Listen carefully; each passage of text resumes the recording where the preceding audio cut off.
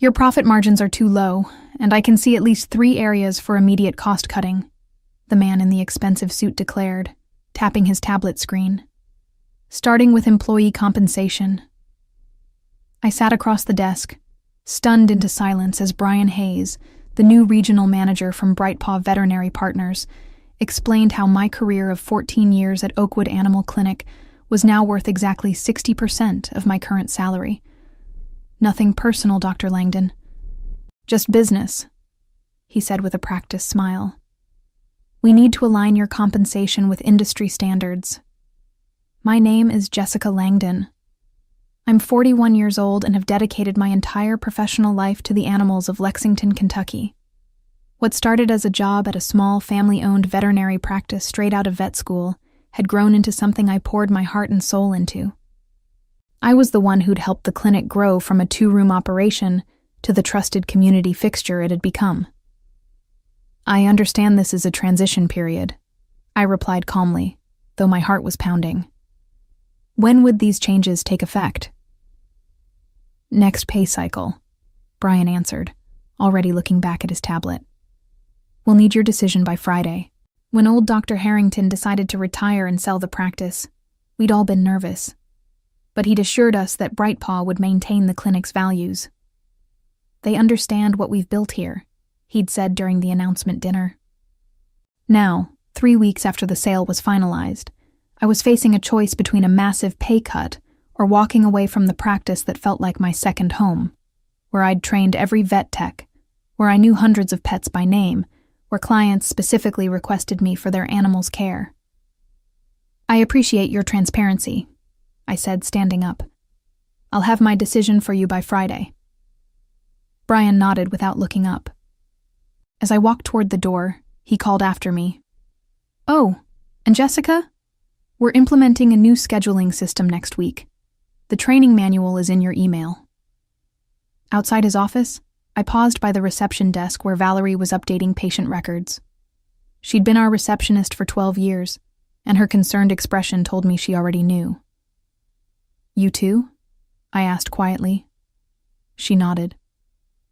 30% cut, plus reduced hours. What are you going to do? I whispered, mindful of the clients in the waiting room. Valerie glanced at the families with their beloved pets. A golden retriever patiently sitting beside an elderly man, a woman cradling a cat carrier, a child petting a rabbit in her lap. I don't know yet, she replied, but something tells me things are about to change around here, and not for the better. A sense of resolve began building inside me. This wasn't just about my salary. This was about everything we'd built, everything we stood for. I looked around at the clinic that had been my life's work and knew that something had to be done. I've always believed that being a good veterinarian means more than just medical expertise. It's about relationships. With animals, yes, but equally with their humans. Over 14 years, I'd vaccinated puppies and later helped those same dogs cross the Rainbow Bridge. I'd sent handwritten sympathy cards after difficult losses and celebrated miraculous recoveries. My cell phone number was saved in countless family contacts as Dr. Jessica for emergency consultations. My apartment walls were covered with thank you cards and photos of pets I'd treated. The refrigerator displayed drawings from children whose animals I'd saved. These weren't just clients. They were connections that ran deep. You've worked with Brightpaw before, right? I asked Thomas, our newest veterinarian, during lunch the following day. At 32, he'd joined us 6 months ago after working at a corporate practice in Nashville. He nodded grimly. 3 years. It always starts the same. Cost cutting, then efficiency improvements, then pressure to upsell services. And the care quality? I asked, though I already suspected the answer. Everything becomes about numbers, he replied. How many patients you see per hour, how many additional services you sell, how much revenue you generate. He pushed his salad around. That's why I left. Got tired of being told to recommend unnecessary dental procedures to meet monthly targets. Later that afternoon, between appointments, I called Dr. Harrington. After 30 years of practice, He'd retired to a cabin by the lake, where he spent his days fishing and writing the veterinary memoir he'd always talked about. "I had no idea, Jessica," he said, his voice heavy with regret.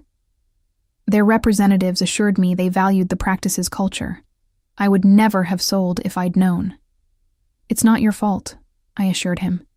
"You deserved your retirement. I need to make a decision." "What are you thinking?" he asked. I hesitated. The idea had been forming in my mind, but saying it aloud would make it real. "I'm considering opening my own practice." The silence on the line lasted only a moment. "You should," he finally said. "You've got the experience, the client relationships, and Lexington could use a clinic that still puts care above corporate margins." After we hung up, I sat in my office, looking at the degrees and certifications on the wall. My mind drifted to conversations with clients over the years, many of whom had expressed how grateful they were that we weren't one of those assembly line vet clinics. My thoughts were interrupted by a knock. It was Maggie, our head technician for the past 8 years. "Sorry to bother you, Dr. Langdon, but Mrs. Peterson is here with Baxter. She specifically asked for you, even though she's technically scheduled with Dr. Morris today." "Tell her I'll be right there," I said, standing up. As I prepared to examine the 10-year-old beagle I'd been treating since he was a puppy, I realized what I needed to do. The decision wasn't just about my salary anymore. It was about preserving something that mattered. Friday morning arrived with a clarity I hadn't felt in weeks. I had spent my evenings researching commercial real estate, equipment costs, and small business loans. I'd called 3 former colleagues who had successfully established their own practices. The more I explored the possibility, the more right it felt. I knocked on Brian's door at precisely 9 o'clock.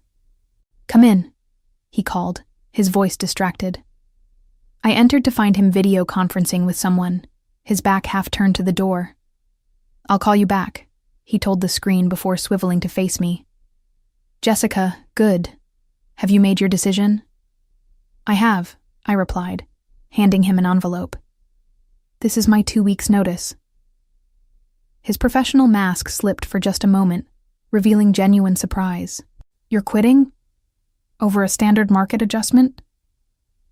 "I'm pursuing a new opportunity," I corrected him. "And I wanted to inform you properly, with time to arrange coverage for my patients." Brian leaned back in his chair, studying me. "You know, I expected this reaction from some of the support staff, but not from you. You're a senior veterinarian. This is how corporate acquisitions work. Everyone needs to adjust." "I understand business realities," I said carefully. "And I've made a business decision of my own." He shrugged, already reaching for my resignation letter. "We'll have HR prepare your exit paperwork. I assume you'll be joining another practice?" "Something like that," I answered vaguely. The news of my resignation spread through the clinic like wildfire.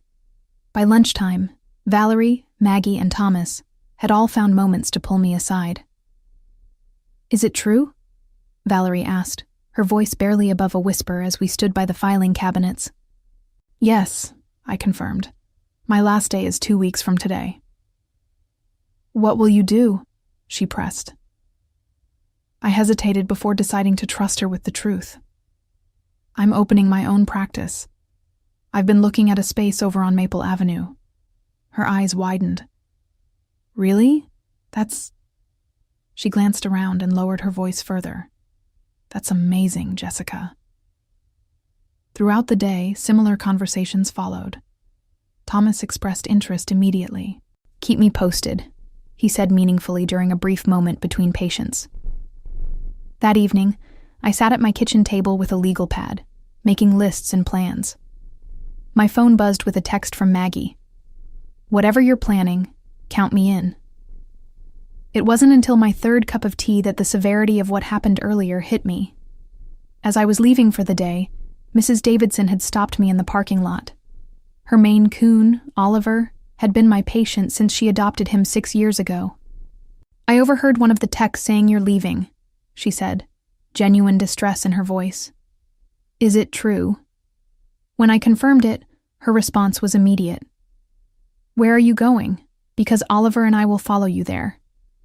That simple declaration of loyalty made me realize something I hadn't fully appreciated before. I wasn't just a veterinarian to these people and their pets. I was their veterinarian.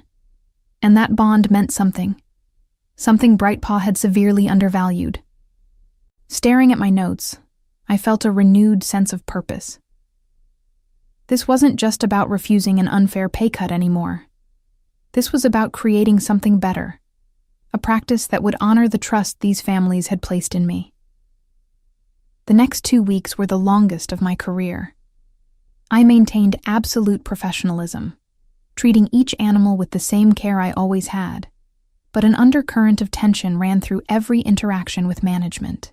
Brian had taken to hovering during my appointments, clipboard in hand, making notes about efficiency opportunities. He scheduled an exit interview for my final day and emailed daily reminders about my continuing obligation to non-solicitation of clients and employees, a clause that, upon review with a lawyer friend, turned out to be largely unenforceable in Kentucky. What Brian didn't know was that I'd already signed a lease on a storefront just 7 minutes across town. The space had previously been a pediatrician's office, meaning much of the necessary infrastructure was already in place. I'd secured financing through a local bank where I'd been a customer for over a decade, and equipment suppliers I'd worked with for years offered favorable terms for the new practice. "We value relationships too," my medical supplier rep told me during a discreet lunch meeting. "And frankly, we've seen what happens to quality when Brightpaw takes over. We're happy to support independent practices." In the clinic, I maintained a careful silence about my plans, but word was spreading regardless. Clients would ask pointed questions during appointments. "So, where exactly will your new practice be located?" Mrs. Thompson asked while I examined her terrier's ear infection.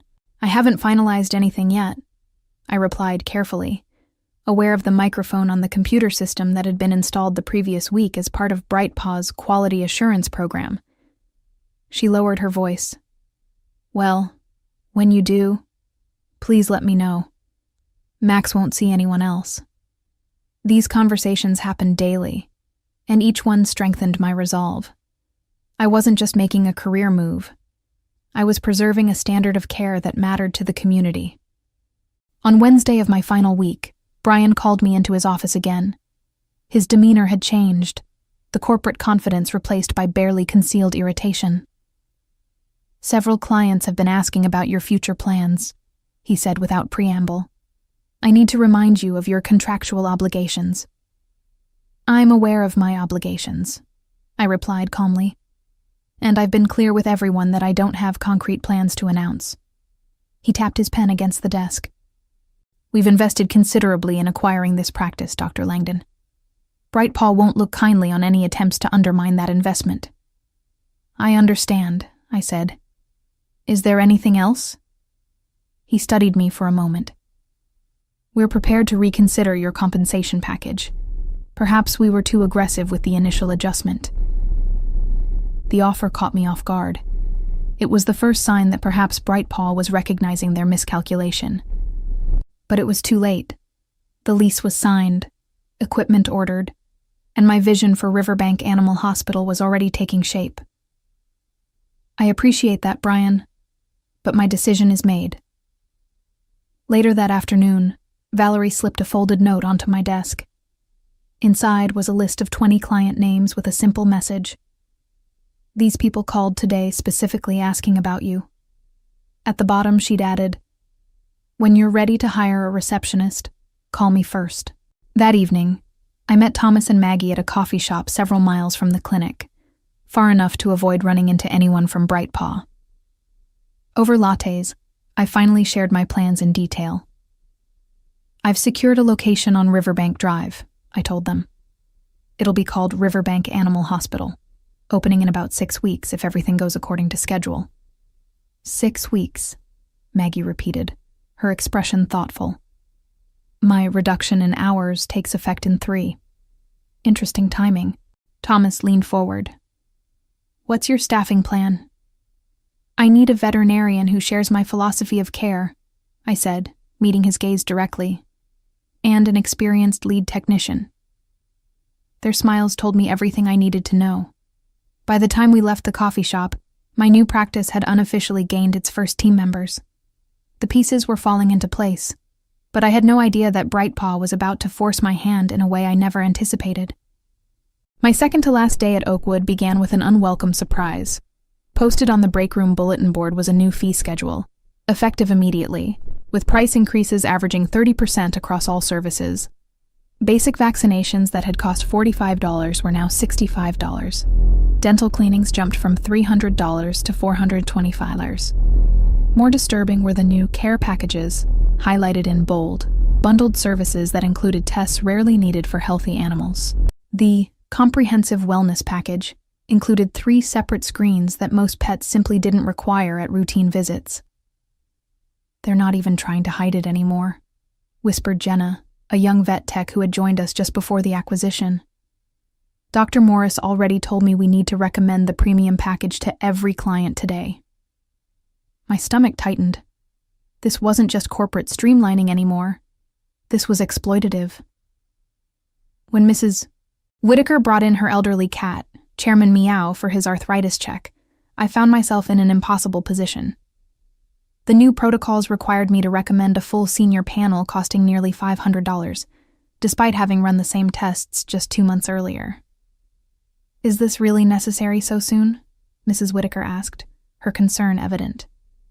Living on a fixed income, she budgeted carefully for her cat's care.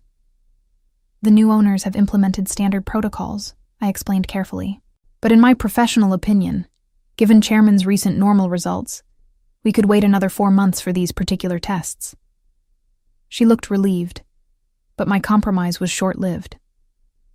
Brian had apparently been monitoring the appointment through the new electronic system. He entered the exam room before I could complete the visit. "Mrs. Whitaker, I'm Brian Hayes, Regional Manager." He introduced himself with a practiced smile. I couldn't help noticing that we haven't scheduled Chairman's senior wellness package today.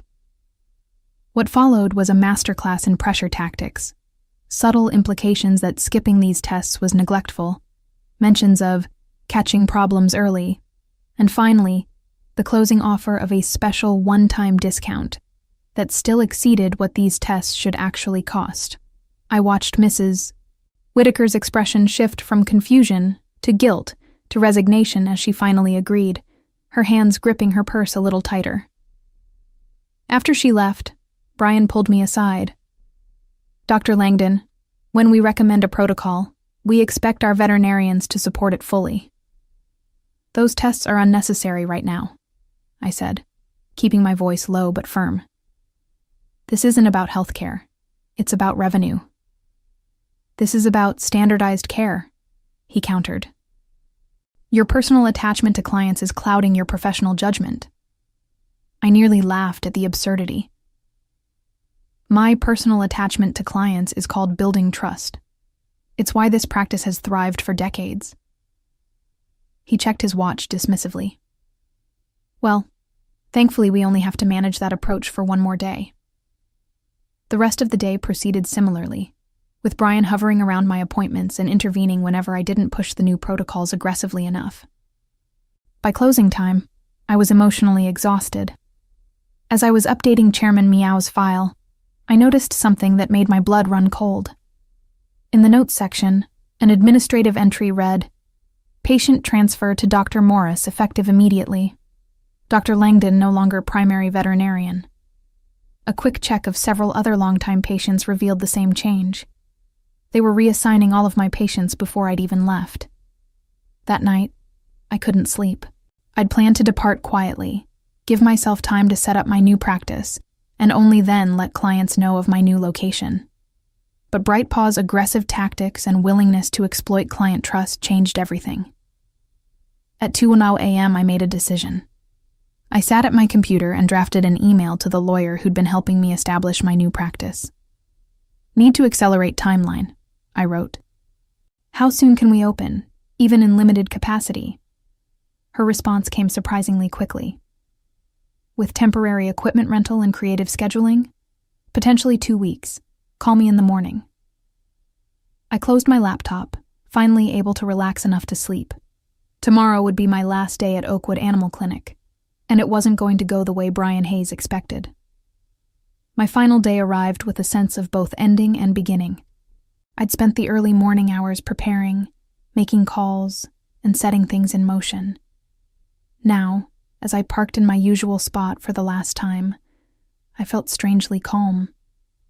The morning passed with a series of emotional goodbyes from staff members who'd become family over the years. Even some of the newer employees, who barely knew me, seemed affected by the shift in the clinic's atmosphere. "The schedule looks light today," Valerie noted when I stopped by reception. Indeed, I had only 4 appointments, unusual for a Friday. "Brian blocked off most of my day for transition activities," I explained. "Apparently, I have a lot of paperwork to complete before I leave." What neither of us said was that my regular clients had already been redistributed among the remaining veterinarians. At noon, Brian summoned me to the conference room for what he called a departure protocol meeting. I expected the usual exit interview formalities, returning keys, signing final paperwork, perhaps a cursory acknowledgement of my years of service. Instead, I found Brian seated with 2 people I'd never seen before. One was introduced as BrightPaw's regional legal counsel, the other as their human resources director. "Before we process your departure, we need to address some concerns," Brian began, his tone formal. "It's come to our attention that you may be planning to open a competing practice in violation of your employment terms." The legal counsel, a stern woman in her 50s, slid a document across the table. "This is a cease and desist letter regarding any plans to practice veterinary medicine within a 20-mile radius of this facility for the period of 1 year. I looked at the document but didn't touch it. I don't recall signing any non-compete agreement. It's incorporated in the transition documents all employees signed when BrightPaw acquired the practice," she replied smoothly. "Actually," I said, reaching into my bag, "I have copies of everything I signed. There was no non-compete clause in any of those documents." I placed my own file on the table. "My lawyer confirmed this yesterday." The atmosphere in the room shifted perceptibly. "Furthermore," I continued, "Kentucky law significantly limits the enforceability of non-competes for medical professionals, including veterinarians, particularly when patient welfare is at stake." The lawyer and HR director exchanged glances. Brian's confident expression faltered. "We're not here to debate legalities," Brian said quickly. "We simply want to ensure a smooth transition for our clients." "Your clients," I corrected him gently. "And I agree completely about ensuring their care isn't disrupted." The HR director, apparently sensing an opportunity to de-escalate, adopted a conciliatory tone. "Dr. Langdon, I understand you've been with this practice for many years. Perhaps we can find a compromise that works for everyone." I smiled. I'm always open to reasonable solutions. What followed was 2 hours of negotiations that eventually resulted in a simple agreement. I would not actively solicit Oakwood's clients for a period of 30 days, and in exchange, BrightPaw would drop any claim to restrict my practice location or timing. By the time we finished, I had officially completed my tenure at Oakwood Animal Clinic. I collected my personal belongings, said my final goodbyes, and walked to my car with a mixture of nostalgia and excitement. As I was pulling out of the parking lot, my phone chimed with a message from Valerie. "Just overheard Brian on the phone with corporate. He said, 'She's just one veterinarian. How much impact could her leaving possibly have?'" I smiled at her message and typed a quick reply. "I guess we'll find out." What Brian and BrightPaw didn't realize was that I wasn't just leaving. I was already 2 steps ahead. The wheels were in motion, and nothing would stop what was coming next. Riverbank Animal Hospital opened its doors exactly 17 days after my departure from Oakwood. The timeline had been ambitious, requiring round-the-clock work, temporary equipment rentals, and a skeleton crew working double shifts. But we made it happen. Thomas joined me as the second veterinarian. Maggie came aboard as our lead technician after her hours at Oakwood were reduced to part-time. Valerie gave her notice the day the new reception desk was installed, citing BrightPaw's hostile work environment in her resignation letter. Our first day was meant to be a soft opening, a chance to test systems with a handful of appointments before a proper launch the following week. I'd only personally called about 20 longtime clients whose pets had ongoing medical needs that I'd been managing. At 8:45 a.m., 15 minutes before our official opening, I looked out the front window to an astonishing sight. A line of people and pets stretched across our small parking lot and down the sidewalk. "Did you call all these people?" Thomas asked, eyes wide. "No," I said, stunned. "I only contacted a few with urgent needs." Valerie was already at the reception desk, logging into our new practice management system. "I think word got around," she said with a knowing smile. As we opened the doors, familiar faces poured in. Mrs. Peterson with Baxter the Beagle, the Garcias with their 3 rescue cats, Mr. Johnson and his ancient tortoise Methuselah, clients I'd cared for over years, even decades in some cases. "We saw on the community Facebook page that you were opening today," explained Mrs. Peterson. "No one wanted to miss it." By lunchtime, we'd registered over 70 pets in our new system. By closing, that number had more than doubled. Every client had the same message. They followed their veterinarian, not the clinic brand. What touched me most were the small gestures of support. Clients brought homemade cookies, congratulation cards, and small gifts for the new practice. One family even arrived with pizza for the staff lunch. That evening, as we finally closed the doors after an exhausting but exhilarating day, I received a text from a former colleague still working at Oakwood. "Emergency meeting called for tomorrow morning. Apparently the schedule is suddenly empty." The following week succeeded even my most optimistic projections. We quickly had to expand our hours and hire additional staff to accommodate the influx of patients. By the end of our first month, we had registered over 800 pets in our system, approximately 70% of Oakwood's former client base. What surprised me most wasn't the number of clients who followed us, but rather how they found us. We had done minimal advertising, relying primarily on word of mouth and a simple announcement in the local paper. Yet clients kept coming, often mentioning that they'd heard about us from friends, neighbors, or community social media groups. "The neighborhood pet groups have been buzzing about your new place," one client told me as I examined her Labrador puppy. "Everyone's talking about how you stood up to that corporate chain." I hadn't intended to become a symbol of resistance against corporate veterinary care, but somehow that narrative had taken hold. People shared stories about their experiences with BrightPaw's new pricing and protocols, contrasting them with our transparent fees and individualized approach to care. 3 months after opening, I received an unexpected visitor. Dr. Harrington, my former mentor and the previous owner of Oakwood, came to tour the new practice. "I had to see it for myself," he said, looking around with undisguised approval. "You've created something special here, Jessica." As we walked through the clinic, staff and clients greeted him warmly, many expressing how much they missed him, but how happy they were with the new practice. "I made a mistake selling to BrightPaw," he admitted quietly as we finished the tour. "I should have approached you first." "Everything worked out as it should," I assured him. Later that day, I received an email that brought everything full circle. It was from Brian Hayes, requesting a meeting to discuss the veterinary landscape in Lexington. I smiled as I typed my response. "I'm available next Tuesday at 2 p.m. Nothing personal, just business." Looking around at the thriving practice we'd built, filled with wagging tails, purring patients, and the team I trusted, I realized that sometimes the best revenge isn't just success, but creating the place you were always meant to be.